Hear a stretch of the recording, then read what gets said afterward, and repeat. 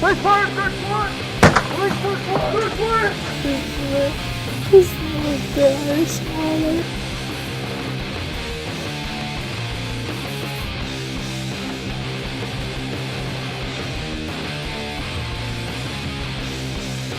Tonight, unprecedented access to the war on drugs.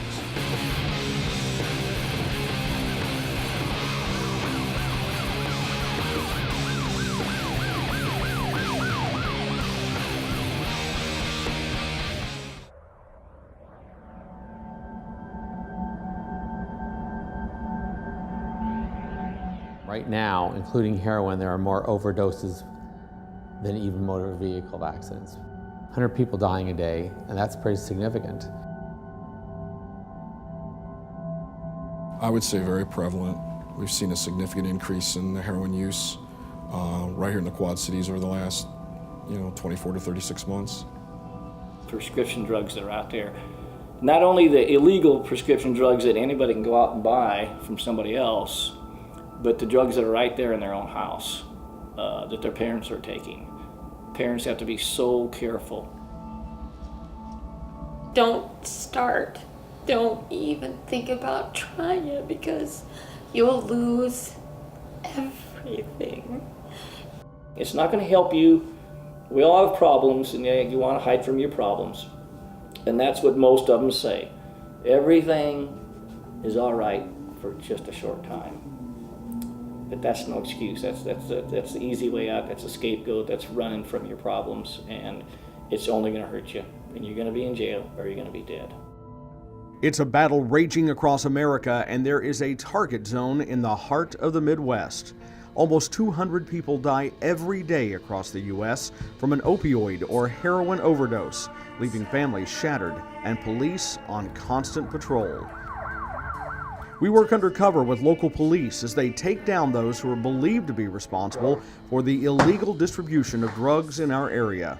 Police fire, search one! And we get firsthand accounts of the devastation left behind when opioids, heroin, or meth destroy or claim the lives of someone you love. I can remember 2 days that I haven't cried since we lost her. It's a piece of me and it's gone. I can never get it back. I am 45 years old, and I started using when I was 17 years old. I'm 40 years old now, and I started using when I was 11 years old. Pretty much first 2 years of high school, I flunked out, and just partying nonstop. For many families, the heartache, loss, and in some cases, sheer devastation begins with just one trip down on the farm. I'd do a couple hits of heroin here and there, and I started doing more and more and more. It's a danger facing our children. Sometimes they become the addict. Other times, they are an unwilling victim, witnessing the life of someone they love spiral out of control. My real father, he was, I think, fresh out of prison at that time, and I moved in with him, and he was an addict as well, and I pretty much just took off, and I just kept going down and down that path. Even watching his father live a life of addiction that eventually led to an early death didn't stop Noah Ackerland from following in his dad's footsteps. This lowest point for me was this last time on the whole meth binge. It's something I never thought that I would have done. You know what I mean? I got out of treatment early 2015, and I met some people that were in treatment, and I ended up calling them right away after I got out. I had all the right intentions of staying sober, but I didn't have a plan. Experts say that plan is crucial for anyone attempting to beat an addiction. The Dwyer family thought they had a plan to help their daughter Emily, but the plan failed. A heroin addiction killed her. I tried to talk to Emily, and it's like, I'm here, we're here, we love you. The house, your pets, your life, your future. You really want to throw it away for that needle? I mean, I just couldn't, but once you start, and you're not, right now we don't know how to help. So once you start, you may never get back. And the pain that you cause your entire family is unbearable, and we love you. And we want you to survive, and we want you to live, and we want you to thrive. A devastated mom that wishes she had just one more chance to save her daughter. Oh, God, I just really understand you are in pain. I wish we could have had one more chance. I wish I could have one more day to hug her, kiss her, talk to her, have some inkling that this was my last chance. And just spend, 24 hours holding her, talking to her, begging her, trying to work out some kind of plan that would enable us to hopefully help her recover. Just one day to try again. I love her. I love her so much. I miss her so. For Emily's dad, the pain is also overwhelming at times. He's trying to reach as many young people as possible by telling Emily's story. When you're getting into drugs, there's nothing good that can happen. There's absolutely nothing good that can happen. Emily had gone to jail at least 3 times on drug charges, each time vowing to turn her life around. But the addiction was too strong. She couldn't fight it. One night in April of 2016, Emily went into her bedroom, closed her door, and took another hit. That hit would end her life. Emily never, ever, ever wanted to kill herself. She never wanted to stop living. We were seeing it with teenagers and 20 and 30-year-olds through sports injuries, and now we're actually seeing females, 40 and 50-year-old females. Joe Kelly has spent decades counseling people, young and old, who have fallen into the trap of addiction. He tells us there is an increasing number of teens who have become addicted to pain medication. But the largest group of addicts isn't the teens, it's their mothers. It's meth. It's meth? How do you know? I smoked it. I shot it. It's an epidemic that has thousands of families spiraling out of control. In many cases, the addiction doesn't stop with opioids. It progresses with addicts moving on to heroin or meth. A story Tracy Keel is painfully familiar with. I am 45 years old, and I started using when I was 17 years old. How did it begin? Hanging out with some friends, and they were smoking some weed, and that's pretty much when I started. I smoked with them. And then how quickly did it escalate from marijuana onto other things? I was 17 when I smoked the marijuana, and then probably by the time I was 19, I had gotten a boyfriend that was doing meth, and I smoked meth with him for the first time, and that pretty much was when it started getting heavier. For Tracy, it's become a lifelong battle, one that almost killed her husband. We were supposed to be going to church with his parents, and at 8 o'clock in the morning, the alarm went off, and I rolled over into pretty much a nightmare. He was already in a coma. His eyes had swollen shut. They were blue. He had aspirated in his sleep, so there was this foam all over our bed that I couldn't even figure out where it stopped. Doctors told Tracy it was time to say goodbye. I had friends came in from out of town. It was leap year, and they came in town, went out party drinking, and got home, and a friend of mine gave me some pills, which I don't even remember taking, but they ended up being OxyContin, and they were 80 milligram pills, and I don't remember nothing. I woke up in the hospital, which ended up being about a month later. Can't not move, completely paralyzed, and I found out I was on a ventilator, and I almost died of a drug overdose that I didn't even know didn't even try nothing to even try to die or nothing. In fact, he came so close to dying, doctors told his wife to make funeral arrangements. I was in the military before they had my military paperwork and all that going to have my military funeral. Miraculously, he escaped death and started on the road to recovery. While he's thankful to be alive, he realizes he will never fully recover. I did physical therapy for almost 4 years after I got out of the hospital. I was there for almost 10 months. Get out, walked with a cane, did endless hours of speech and occupational therapies. But now is with my brain damage, my memory is not what it was. My physical being isn't even back to what it was. I'm probably running at 70%. Nowhere close to where I was in my prime, I guess you'd say, but I just live it one day at a time. The average age of a heroin addict is 23 years old.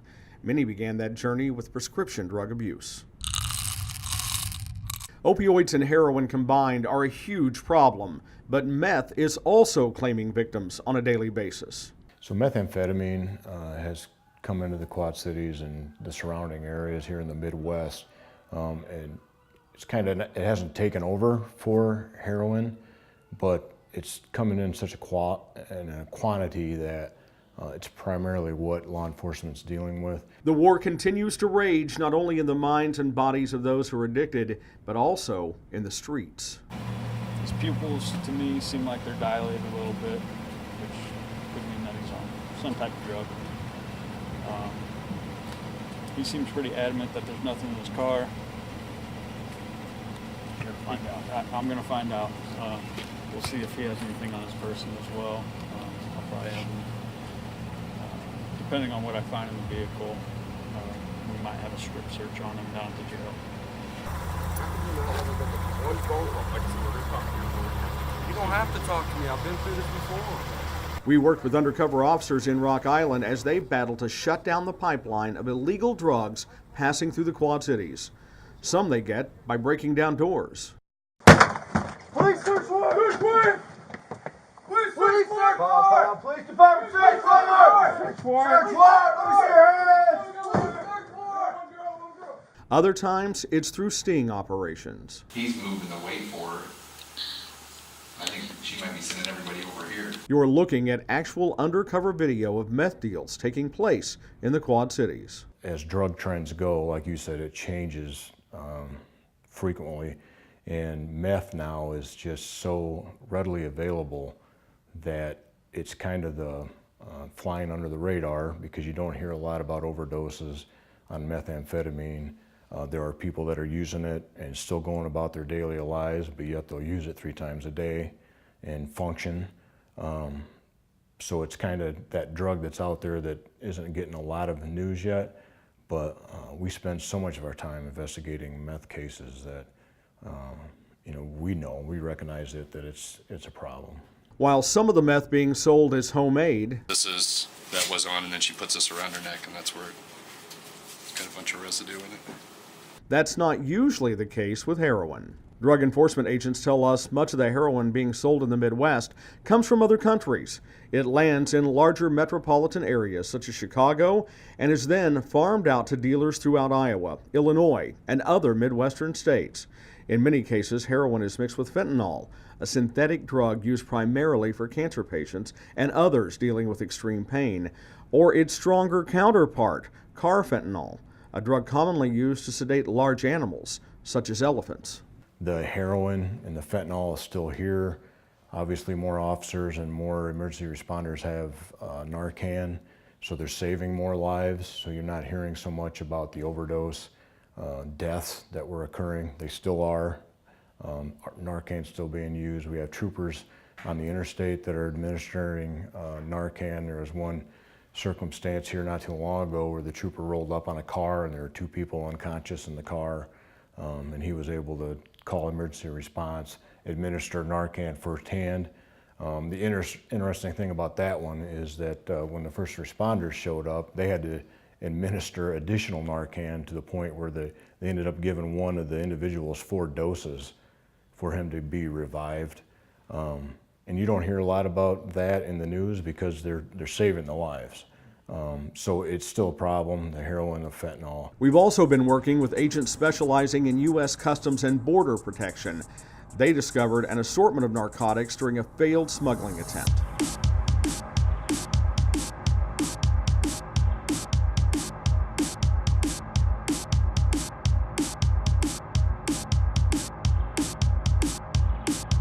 Many times the drugs are not discovered as they cross the border. That leaves undercover officers on high alert in our area. All right, you got a male black in like a mustard yellow colored jacket. It came out of the store and is in the car with your CS now. We spent 4 days with the Tactical Operations Division of Davenport Police. Sitting in another lot.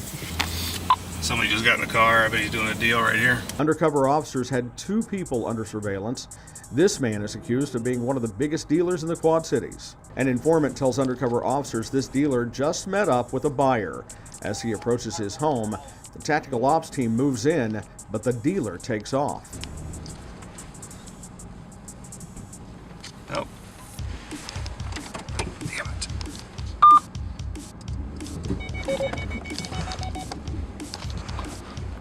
While he may have gotten away, the escape didn't last long. The tactical ops team surrounds this grocery store as he's seen running in. We were there when they took the suspected dealer down. Police tell us this arrest is a huge win in the battle to stop drug trafficking in their town. Yeah, so in state court, they're facing manslaughter charges. So the idea is that we aim to prove that their delivering of a narcotic to an individual contributed to their death. Just 1 week later, we are back out with undercover officers as they target another house. This one in West Davenport, off Heatherton Drive. Because they'll just swallow it immediately. They'll keep it right in their hand and they'll swallow it. Even like crack cocaine, when we do crack cocaine buys, the dealers will keep it in their mouth. And then when you walk up and you do the money transaction, they'll actually spit it out into your hand. We set up shop inside an empty upstairs apartment across the street from the suspect's house. For 2 days, we watched people come and go. Investigators call many of the people leaving the house frequent flyers, meaning they pay frequent visits there for one reason only, to get more drugs. Where'd they go? They're right there. Incognito. You might have to bust me out or spawn somebody. You're gonna have to open the gate. I'll run around and grab those guys first. So that gray one right there, that's our target house. Finally, it's time to act. Undercover police surround the house. First, they take down the suspect's husband, then they storm into the home. As the suspect is taken into custody, investigators comb the house inch by inch. While they don't find a lot of heroin inside, they find some. That's definitely green. And they also find cash. Money they say was paid to the dealer in exchange for drugs. Every bust like this has the potential to save lives. Here are the latest numbers from the Center for Disease Control. Opioids, including prescription opioids, heroin, and fentanyl, killed more than 72,000 people in 2017. That's more than any year on record. 40% of all opioid overdose deaths involve a prescription opioid. The numbers are still being tallied from 2018. We did learn that Iowa continues to see an increase in overdose deaths. The numbers climbed 2.9% from 2016 to 2017. Illinois saw a staggering 34% increase over the same period. While many of those deaths came from the Chicago area, not all of them did. Correct. A popular method is just once it gets into across the border, they'll have a location close to the border that they can take it to, and then disperse it from there. That is one method. So they would take it to a local facility that they have established close to the border. It gets divided up and then sent out, in different locations across the country. But it can also be done through the mail. They'll ship it through the mail. They'll get it into the country, and then it'll be shipped through the mail from areas that are just on this side of the border. And I'm sure that there are loads that remain intact and come up here in mass quantities. I mean, we're talking hundreds of pounds on a truck, tractor, semi-trailer coming up. That is happening.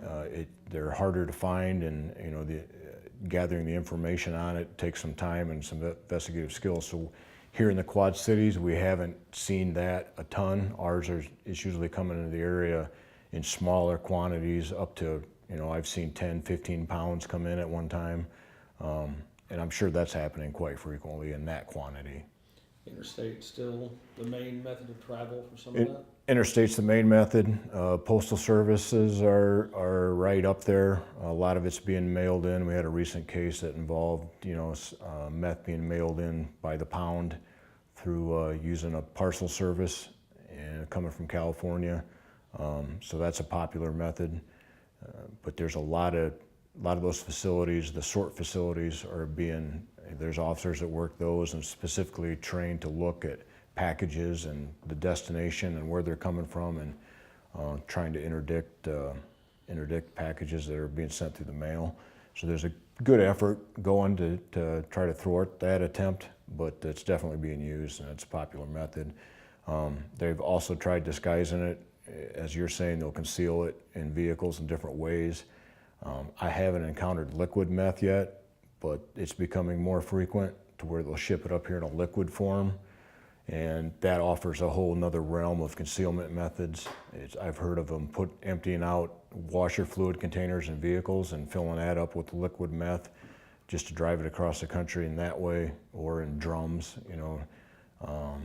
So that's another method they're using. What that involves, and usually they'll have a conversion lab to wherever they're going and convert it into a usable product back into a solid form. So those are things that we're watching for, and we haven't yet seen one here, but it's just a matter of time. The undercover officers of the Metropolitan Enforcement Group are on the front lines of the drug war. They call it a war on drugs, and we like to look at it as we're just trying to contain it. We're not trying to, we'd love to win it, but we're realistic. We know you're never going to eliminate the drug problem. So what we do is we just try to keep it from spreading like wildfire. We try to contain it. There's a certain base of the population that will never use drugs. So, and then there's a certain base of the population that try it, experiment with it, and become addicts. So what we try to do is just stay there and maintain it, and so that it just doesn't become overwhelming to the point where, it's a social nightmare. For some families, the damage has already been done, and the carnage left behind is something that can never be fully repaired. The Dwyers spend their days wondering what led their daughter down the path of no return. They also do their part to warn others about the dangers of drugs. After 4 failed attempts at recovery, Noah Ackerlin hopes the 5th time will be the one that puts him on the right path. The future holds bigger opportunities. Instead of just talking about them, I'm actually putting them into action. I want to be part of the solution now, not the problem. So I'm currently enrolled at Scott Community College for EMS. That's been a passion of mine for a while. Like I said, I have a lot of friends and family members that have passed away. Even over this past year, there's a lot of people that passed away from it, and I don't want to be part of the disease anymore. I want to be part of the solution to help. Meanwhile, the Keels may not fully recover physically, but they say emotionally and financially they are on a much better path. I, couldn't keep a job before because if I didn't have, what I needed, I was sick. So I couldn't hold a job. There was no way. But now I've had the same job for years. I mean, we have medical insurance. We have, we have everything pretty much. I don't have to worry like I did before. For those who are still battling addiction, Reggie has a final piece of advice. Lay off the drugs. You have a life and family to worry about. It's time to straighten up because you're heading way down the wrong path. And for those who are manufacturing and selling, the battle lines are drawn. Police power search warrant! And police are looking for you. Police power search warrant! Police power search warrant!